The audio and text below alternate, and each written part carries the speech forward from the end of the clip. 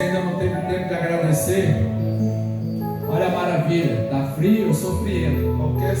Qualquer situação você vai me ver de novo de frio. Devido à cirurgia que eu fiz, eu tenho que me proteger. Porque a minha mão ela fica mirrada. Quanto mais frio ela vai secando. Mas o tempo, agradeça a Deus por esse tempo. Agradeça a Deus por você estar respirando. Agradeça a Deus por você ter deitado e levantado. Agradeça a Deus pelo seu trabalho. Agradeça a Deus pelo seu patrão. E por esforço, mesmo diante nós estamos vivendo uma crise, tem mantido o salário, tem mantido a cesta básica e conforto para vocês. Agradeça, ore por ele. Ore pelo seu encarregado. Ore pelo seu inimigo. A palavra do Senhor está nos ensinando que eu tenho certeza que você vai ser próximo, você vai ser abençoado. Se você não teve tempo de agradecer, agradeça a ele. É o meu costume de todos os dias. Senhor, eu me rendo aos teus pés dizendo: digno de honra, de glória, de louvor, de toda adoração. O Senhor já se faz presente, ó Pai, neste local. Que a tua bênção, a tua proteção esteja sobre nossas vidas. Guarde cada trabalhador da área da administração, da área da produção, guarde os motoristas, Seu Deus, esse que está chegando, aqueles que estão em curso, aqueles que estão de férias, guarde os nossos familiares. Nós te agradecemos, ó Pai, por tudo, mesmo diante das lutas, a dificuldade. Pelo Espírito Santo, segura sempre nas nossas mãos, dizendo: eu posso todas as coisas, você pode todas as coisas naquele que nos fortalece. Nos fortaleça, nos brinda, nos dá vitória. Eu repreendo toda palavra ao contrário. Eu repreendo toda palavra de maldição. Eu repreendo toda obra de macumbaria, obra de feitiçaria, se foi lançada contra a minha vida, contra a minha casa, contra a casa deles, contra a família deles. Eu repreendo. E eu profetizo a bênção e vitória. E que toda palavra ao contrário que foi lançada seja transformada em bênção. Porque tu és onipotente, onisciente, conhecedor de todas as coisas. Tu sabes, ó Pai, o momento de me abençoar e nos abençoar. Mas a palavra continua sendo de todos os dias. Gratidão. Você pode aplaudir esse Deus que se faz presente? Estamos aqui, movendo entre nós. Cante. Te adorarei, cante. Te adorarei. Estás aqui, mudando destinos. Te adorarei, te adorarei. Estás aqui, Deus. Estás aqui, operando milagres. Te adorarei, te adorarei. Estás aqui, transformando nossas vidas. Te adorarei, te adorarei. Reafirmo isso. Meu Deus é Deus de promessa, caminho no deserto, luz da escuridão. Meu Deus, esse é quem tu és. Declare. Meu Deus é Deus de milagre, Deus de promessa, caminho no deserto, luz da escuridão. Meu Deus, esse é quem tu és. Estás aqui, tocando os corações. Te adorarei, te adorarei. Estás aqui. Vamos lá juntos. Te adorarei, te adorarei. Estás aqui, transformando histórias. Te adorarei, te adorarei. Cante, meu Deus é Deus de milagre, Deus de promessa, caminho no deserto, luz da escuridão. Meu Deus, esse é quem tu és. Declare mais uma vez. Meu Deus é Deus de milagres, Deus de promessa, caminho no deserto, luz da escuridão. Meu Deus, esse é quem tu és. Enxuga as lágrimas, restaura os corações. Tu és a resposta. Tudo maior que há. Jesus.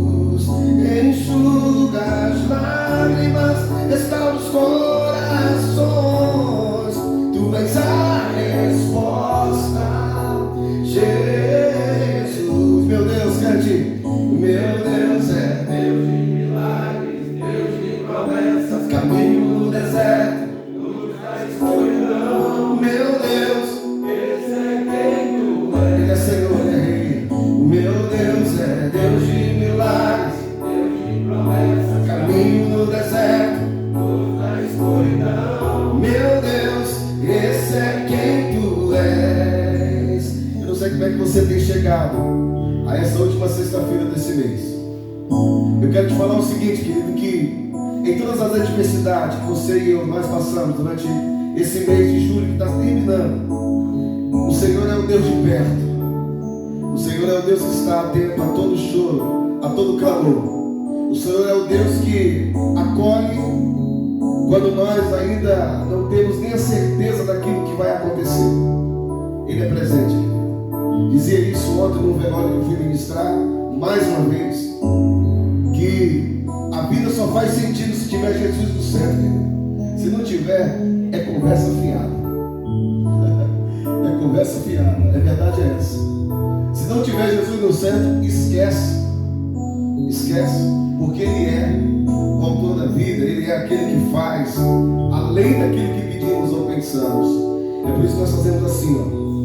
Pra te adorar, ó Rei dos Reis, foi que eu nasci, ó Rei Jesus. Meu prazer é te louvar, meu prazer é estar nos atos do Senhor. Meu prazer é viver na casa de Deus, onde flui o amor. Sabe por quê? Quão grande é o meu Deus, cantarei. Quão grande é o meu Deus, e todos hão de ver. Quão grande é o meu Deus. Declare com toda a tua alma, com todo o teu ser. Ele é grande, Ele é excelso. Quão grande é o meu Deus, cantarei. Quão grande é o meu Deus, e todos hão de ver. Quão grande é o meu Deus.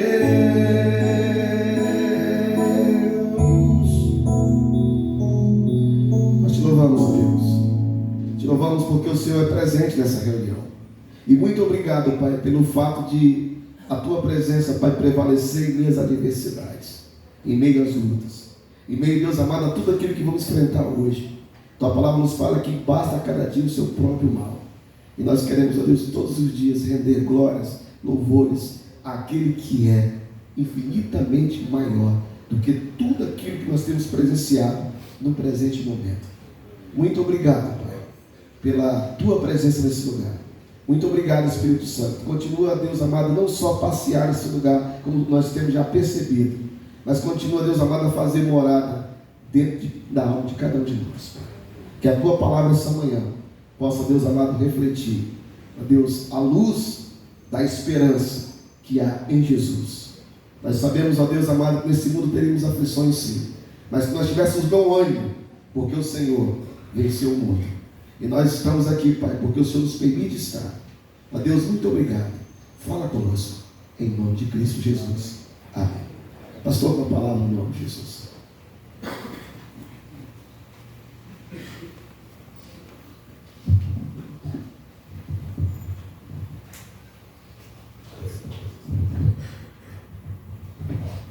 Bom dia, pessoal. Bom dia.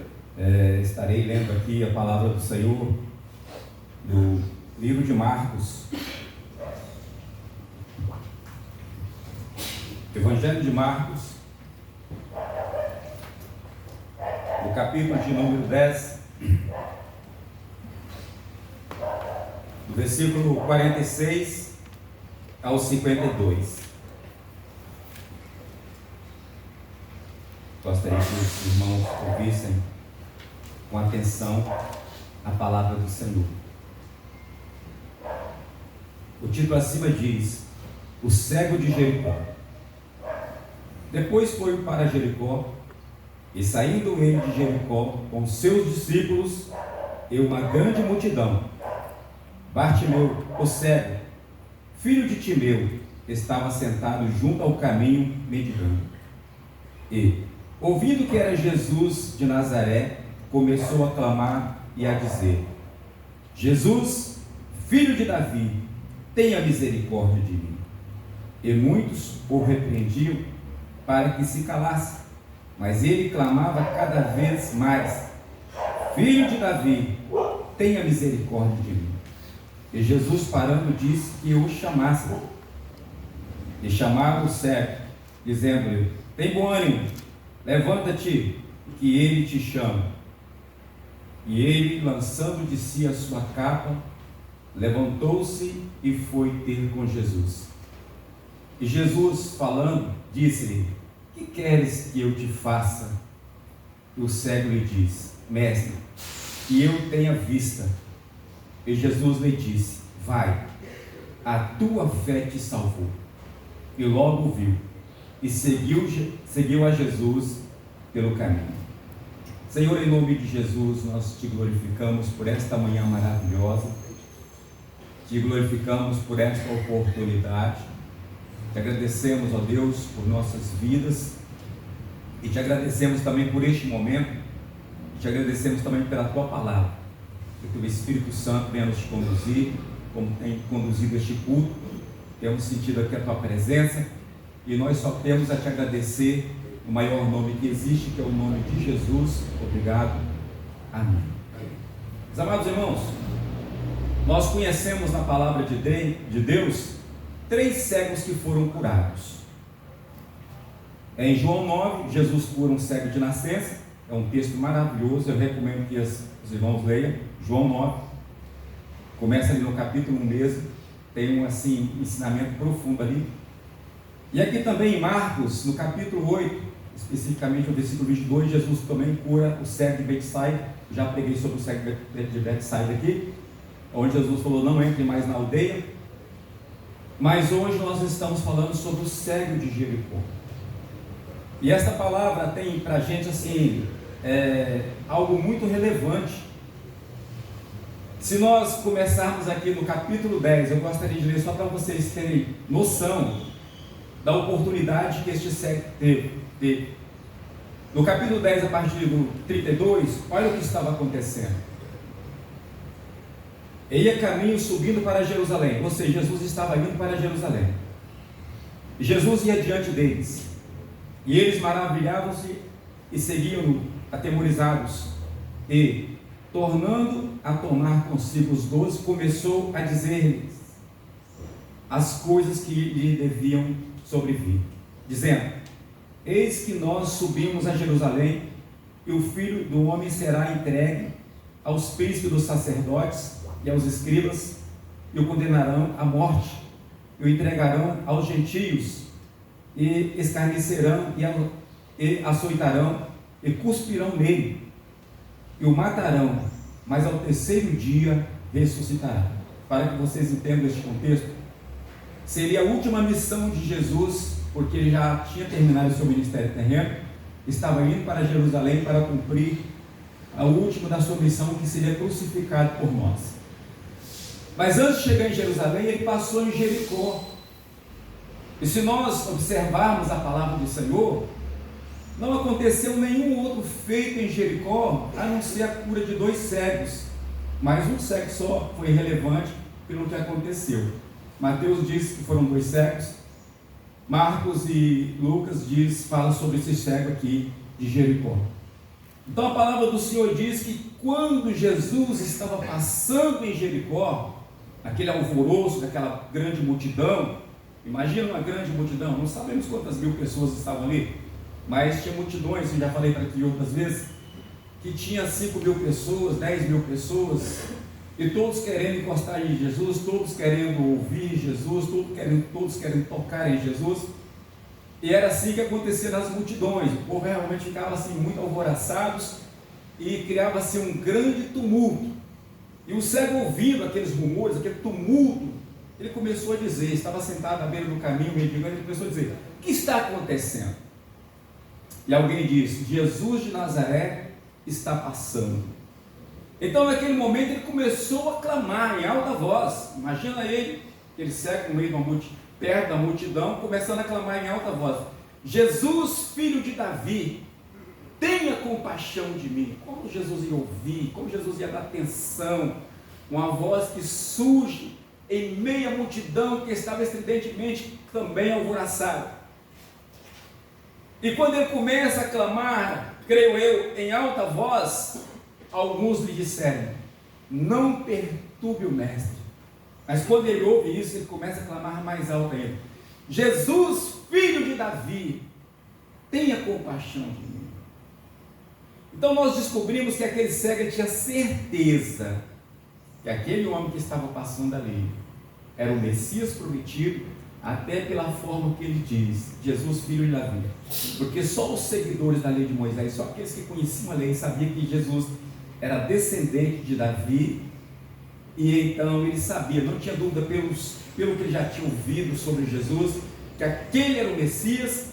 E agora ele clamava em alta voz porque ele estava querendo ter uma oportunidade. Agora, o que é interessante é que Jesus para em meio à multidão e diz: chama aquele cego. Nós não sabemos quantos metros ele estava de Jesus, só sei que Jesus estava cercado. Imediatamente alguém chega perto daquele homem e diz: tenha bom ânimo, que ele te chama. Agora, quando ele ouve essa palavra, ele lançou de si aquela capa. Eles tinham, alguns historiadores dizem que para pedir esmolas tinha que ter uma autorização, e uma da autorização que eles precisavam era aquela capa romana. E quando ele ouviu que Jesus o chamou, ele lançou de si aquela capa. O que quer nos dizer essa palavra, irmãos? Não preciso mais disso, porque eu estou indo de encontro à minha vitória. Eu estou indo de encontro ao meu milagre. Eu estou indo de encontro à minha solução, porque Jesus realmente é a vitória, porque Ele realmente é a solução. E aquele homem não tinha dúvida nenhuma que a partir daquele dia a sua vida seria completamente mudada. E quando ele chega perto de Jesus, o Senhor Jesus pergunta para ele: o que você quer que eu te faça? E ele diz: Senhor, que eu volte, que eu possa vir. E Jesus diz: vai, a tua fé te salvou. A tua fé te salvou. Irmãos, eu quero dizer uma coisa para vocês. Existem dois tipos de fé. Uma fé natural, talvez eu já disse isso aqui outras vezes. Uma fé natural de saber que existe um Criador. A Bíblia diz que a natureza revela esse Criador. Quando nós abrimos a nossa Bíblia no Salmo 19, diz: os céus proclamam a glória de Deus e o firmamento anuncia a obra das suas mãos. Uma noite faz revelação a outra noite, e um dia revela sabedoria a outro dia. Sem linguagem, sem fala, ouve-se as suas vozes. Então nós podemos ver Deus em tudo, né? Na organização que existe no universo. Nós podemos ver que existe um ser supremo sem conhecer a Bíblia. O índio lá na selva, que nunca teve uma civilização, ele sabe pela sua consciência que existe um ser supremo, um ser criador, e costuma até chamar esse ser supremo de Tupã em algumas tribos. Então, irmãos, esse é um tipo de fé natural, que Jesus até chegou a falar sobre isso, até os demônios creem e estremecem. Mas existe um tipo de fé que é uma fé de contato, é uma fé de relacionamento, é uma fé de busca, é uma fé que você crê para você obter uma relação com o teu Criador. E esta fé, ela é gerada em nossos corações por intermédio da palavra e do Espírito Santo. E Jesus diz para este homem: vai, o que fez você se aproximar de mim é a fé que está no seu coração. O que chegou de Deus na sua vida produziu esta fé. E você crê, como eu estou dizendo aqui com outras palavras, que verdadeiramente o Messias veio de Deus, e Ele tem a solução para todo aquele que crê. Por isso você se aproximou. Vai, a tua fé te salvou. Jesus disse isso também para outras pessoas. Para a mulher que rompeu uma multidão para ser curada, para Zaqueu que subiu em uma árvore, e tantas outras pessoas que aproximaram de Jesus, para o próprio Nicodemos, que foi procurar Jesus à noite. A tua fé te salvou. E esta fé que produz um contato com Deus, um relacionamento com Deus, que também, através dessa fé, nós recebemos da glória das bênçãos de Deus e também glorificamos o seu nome por tudo. Essa fé, Jesus disse que ela é algo tão extraordinário, que ele diz: se você crer e não duvidar, você fala para este monte, lança-te daqui para o mar, e assim sucederá. Obviamente, Jesus estava dizendo essa palavra numa palavra figurativa. Ele está dizendo assim: não existe impossível diante da fé que é produzida pela palavra em nossos corações. E por isso nós precisamos dar toda atenção na palavra de Deus. É um privilégio muito grande, irmãos, nós termos essa palavra, nós termos essa Bíblia que nos instrui, essa carta de Deus para as nossas vidas. E a palavra está nos dizendo que quando Jesus disse isso, ele disse também: vai, a tua fé te salvou. E logo viu, aquele homem então passou a ver. Agora, eu quero falar uma coisa para vocês, está encerrando. Teve uma vez que Jesus curou 10 leprosos, e 9 daqueles leprosos, ele falou assim: puxa vida, agora eu vou celebrar. 9 daqueles leprosos, vou para minha casa, vou mostrar, vou viver a minha vida, vou mostrar como eu estou purificado, e vou viver uma vida extraordinária, porque agora eu posso viver no meio da sociedade, na comunidade, tranquilo, na minha casa, na minha vida, no seio da minha família. Um voltou para agradecer, e aquele homem que passou a sua vida no escuro, o cego Bartimeu, eu poderia pensar assim: poxa vida, agora que eu estou vendo, eu estou contemplando o colorido. Alguém está de amarelo, alguém está de verde, alguém está de branco, alguém está de preto. Olha as árvores como são bonitas, olha como que o mundo se tornou maravilhoso, porque os meus olhos contemplam a grandeza que Deus criou. Ele poderia simplesmente dizer, estar naquela admiração e ir embora para casa. Mas a palavra que nós acabamos de ler diz: e logo viu e seguiu a Jesus pelo caminho. E em Lucas registra esse fato dizendo o seguinte: e logo viu, seguindo Jesus pelo caminho, glorificando a Deus, e todos o viram glorificar e também davam glórias a Deus. Então, para aquele homem naquele dia, o que me importa agora, Senhor, é te seguir. O que importa para a minha vida agora é estar perto de Ti. Posso contemplar a beleza deste mundo, mas o mais importante é estar perto do Senhor. Então, o que a palavra do Senhor quer nos dizer nessa manhã, meus irmãos? Aquele homem teve a sua última oportunidade e ele agarrou com todas as suas forças. Nunca mais Jesus passaria em Jericó. Então, se nós perdermos esta oportunidade de estar, vamos assim dizer, todas as sextas-feiras aqui ouvindo a palavra de Deus, e isso não significa nada para nós, pode ser que essa oportunidade algum dia não vai existir mais. E é por isso que a palavra do Senhor diz: se hoje ouvir a sua voz, não endureça os vossos corações.